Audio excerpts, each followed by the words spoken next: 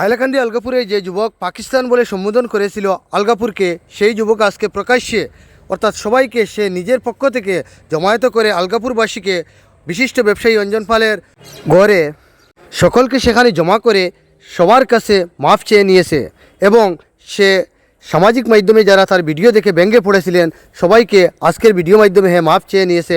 আপনারা বিস্তারিত দেখুন, বুঝতে পারবেন। ইদানিং দেখা গেছে তুমি সোশ্যাল মিডিয়াতে একটা মাফ মাতিছো যে আলগাপুরটা পাকিস্তান বলে সম্বোধন করছো, এটার পিছনে চিন্তা করতে চাও বা কোনো কষ্ট পাইছনি, কোনো ব্যবহার এটা পাইছনি, কোন ব্যাপারে তুমি আজকে দর্শকের সামনে বলতে?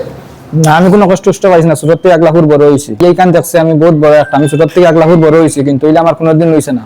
কিন্তু আজকে আমি নিজের থেকে তারা সবরে পড়ে তারা রাখাইয়া আজকে তারা কইছে মানে আমি ভুল করছি, মাপ চাইলাম।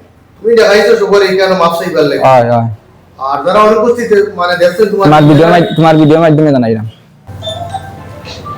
জুরাত আমি সবার কাছে ক্ষমা প্রার্থী। আজকে আমার ছোট ভাই একটা সোশ্যাল মিডিয়ার মধ্যে খুব মন্তব্য করছিল, তো খুব মন্তব্য করার কারণে একটা উত্তল সৃষ্টি হয়েছিল।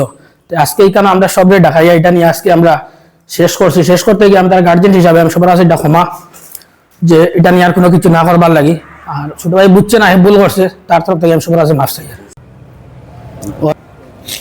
হ্যাঁ, তার পক্ষ থেকে হে ভুল করছে, এটা হে আজকে সব মানুষ জমায়েত করিয়া হে নিজের পক্ষ থেকে ক্ষমা চাইছে।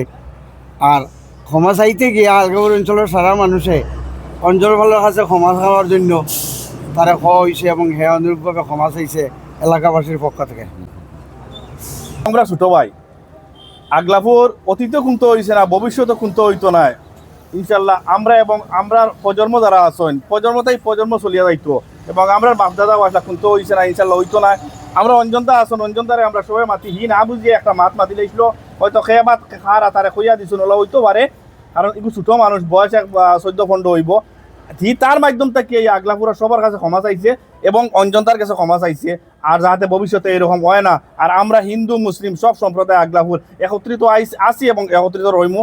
হাইলাকান্দি এবং বরাকবাড়ির বিভিন্ন সমস্যা হয়েছে, কারফিউ হয়েছে, কিন্তু আগলাপুর মানে বাজার আর সব চলিয়া গেছে এবং ভবিষ্যতে ওরকম চলবো।